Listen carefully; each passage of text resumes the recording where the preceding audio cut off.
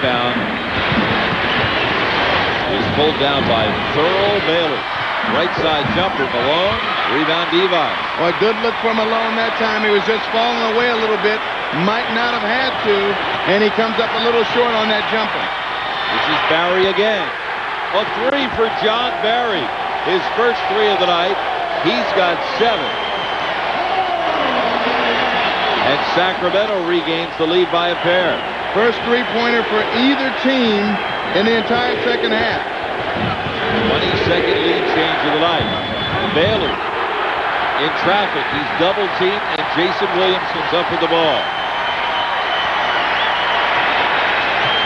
38-year-old Thurl Bailey back in the NBA after spending a couple of years in Europe.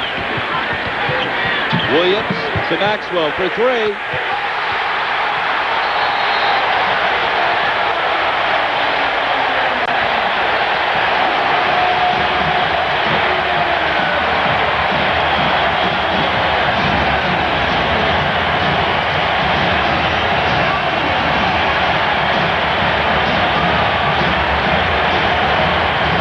Back-to-back threes by the Kings, and suddenly they're up 5. Earlier tonight in the NBA playoffs, Detroit at home beating Atlanta 103-82 to tie that series at 2. Game 5 will be Sunday in Atlanta. And the Miami Heat facing elimination, winning in New York by 15, evening that series at 2. Game 5 Sunday afternoon at the Miami Arena. So the Knicks and Heat split the first 2 in Miami and split the next 2 in New York. And Eric, what a rivalry over a brief amount of time that has become. Absolutely. Last couple of years we've seen some fists exchanged, and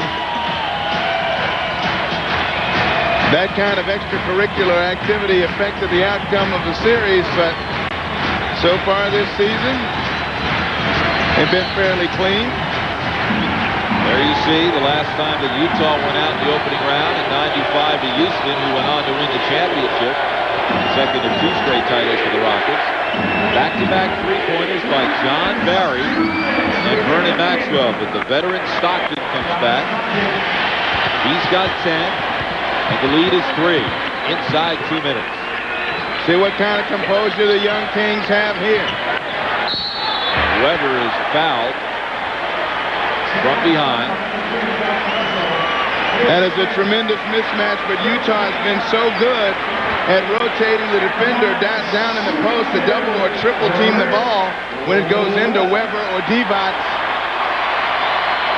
And Weber, who's been struggling at the line, he did hit 2 in a row the last time he went. Good strategy on the behalf of the Jazz to foul him and send him to the line. See if he can convert 2. 7 of 18 from the stripe in the series. Make it 8 of 19. It's not like this is an aberration, what he's done in the series, that is, Eric, because on the regular season, Chris Weber went to the line 174 times, and he made only 45.4% of it. Oh. Double-double for Weber. He's 1 of 2 here. The lead is 4. Maxwell defending Stockton. No Jeff Hornacek down the stretch. Isley, left side Anderson. A 3. Shandon Anderson with his first 3 of the night. He's got 11. The lead is 1 with 1:25 to go. So Brad Allen elected to go with John Barry and Vernon Maxwell down the stretch. They are not going to go down without a fight.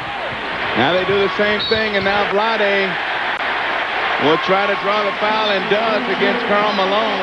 That'll be number 4 against the mailman.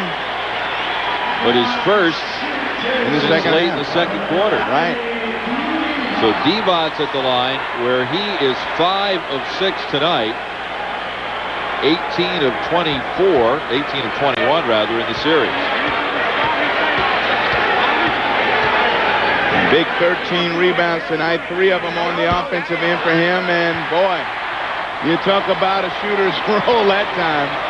Clanged it off the back, but it goes straight up in the air and harmlessly through the hoop, much to the delight of this sellout Arco crowd. That shot will not count. The whistle clearly sounded before Vlade released the ball.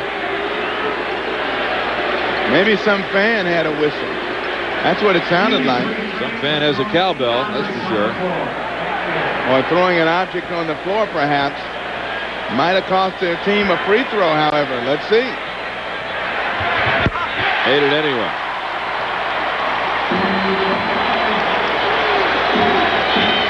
So the lead again is 3.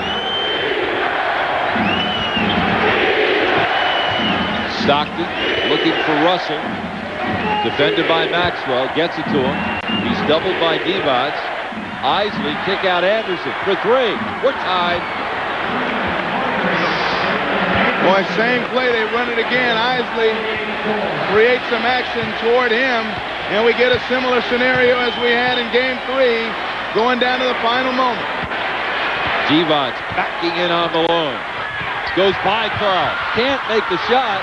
And the rebound is pulled down by Anderson. Malone and Divac got tangled up. Divac went down and no whistle. And here's Anderson at the other end shooting over Weber. And it's Utah by a pair.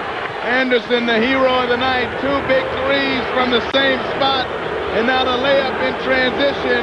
And suddenly the Utah Jazz have a chance to get out of here with a victory. Shandon Anderson has scored Utah's last 8 points. He's got 16.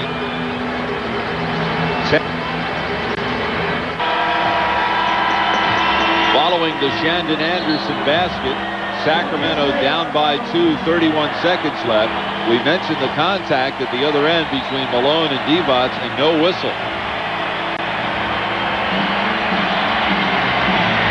Wow.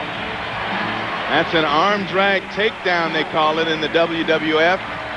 Official right there, too. And, of course, Karl Malone did do some professional wrestling earlier, so he knows a little bit about that move.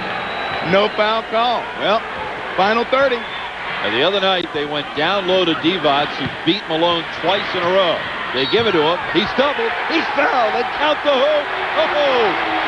With a chance to give them the lead.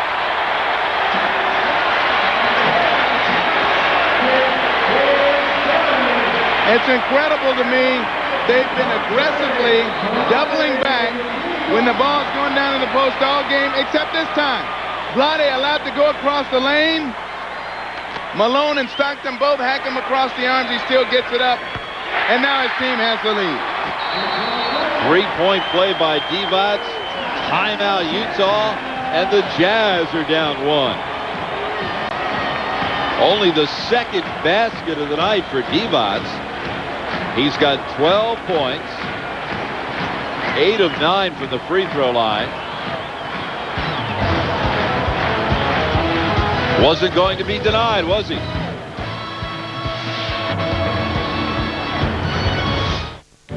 This May. 23.3 seconds remaining. Utah ball down by 1. Season on the line for the Jazz. They trail 2 games to 1. Eric, we've seen the pick and roll play worked by John Stockton and Karl Malone just a few thousand times in their careers. Will we see it again here? Well, it's their bread and butter, and I tell you what, too. Does it speak volumes that Hornacek not in the game now? Anderson, Russell, Isley, Stockton.